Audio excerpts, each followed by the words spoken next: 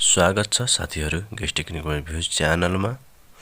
आज म तपाईहरुलाई ग्यास लिकेज भयो भने कसरी सल्भ गर्ने अनि सिलिन्डरमा आगो लाग्यो भने कसरी निभाउने भन्ने कुरा यो भिडियोमा देखाउन गइराखेको छु।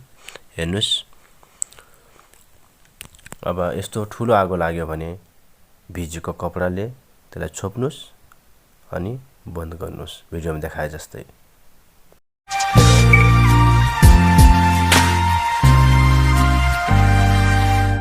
आगो लाग्नुको कारणहरु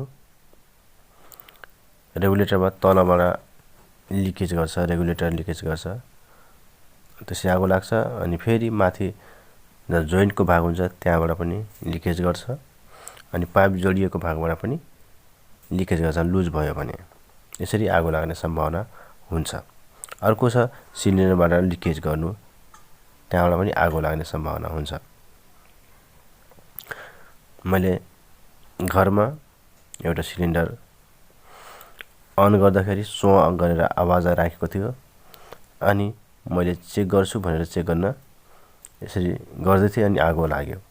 अनि यसरी तुरुन्तै बन्द गरिदियो भने त्यो तुरुन्तै बन्द गर्न सकिन्छ। रेगुलेटर तुरुन्तै डराउनु पर्दैन, डरायो भने ठूलो आगो लाग्ने सम्भावना हुन्छ। त्यसकारण त्यसलाई जति छिटो सकिन्छ त्यति नै छिटो अफ गर्यो भने सजिलो हुन्छ। अब हेर्नुस्, यस्तो सिलिन्डरको लिकेज छ भने त्यो भित्रको जुन वाल हुन्छ त्यो वाललाई सियोको मद्दतले अथवा कुनै तिखो चीजले त्यो वाललाई निकाल्नुस् अथवा वासरलाई निकाल्नुस्। म निकाल्न गइराखेको छु। हेर्नुस् यो भिडियोलाई।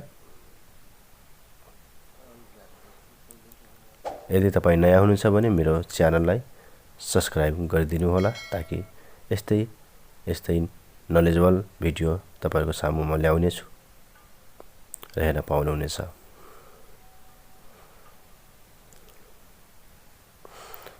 यसलाई पेचकसको मद्दतले पनि सानो पेचकस टेस्टरले निकाल्न सक्नुहुन्छ। निकाल्न गाह्रो छैन, सजिलो छ। सुरुमा गाह्रो हुन सक्छ। हेर्नुस् मैले निकाले। हेर्नुस् यहाँ कटेको छ, जसले गर्दाखेरि लिकेज गर्दै थियो। अब म अर्को सिलिन्डरबाट ल्याएर यो हाल्दै छु।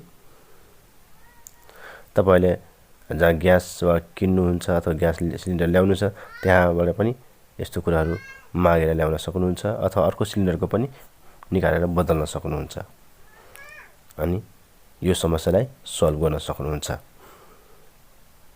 लिकेज समस्यालाई।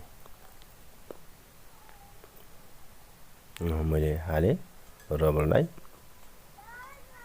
अनि त्यसलाई राम्रोसँग मिलाउनुस्। त्यहाँ आफै बसिसकेपछि तपाईले रेगुलेटर लगाउन सक्नुहुन्छ।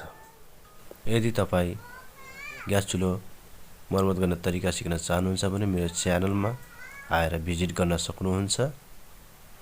पंखा, मोटर, हाउस वायरिङ सम्बन्धी मेरो च्यानलमा भिडियोहरु पाउनुहुनेछ।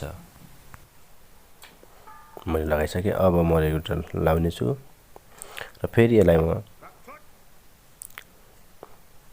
चेक गर्ने छु अब ठीक छ कि छैन भनेर।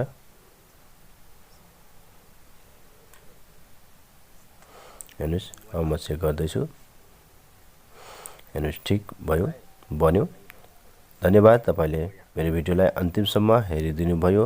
अब शेयर, सब्स्क्राइब गर्न नभुल्नु होला। धन्यवाद।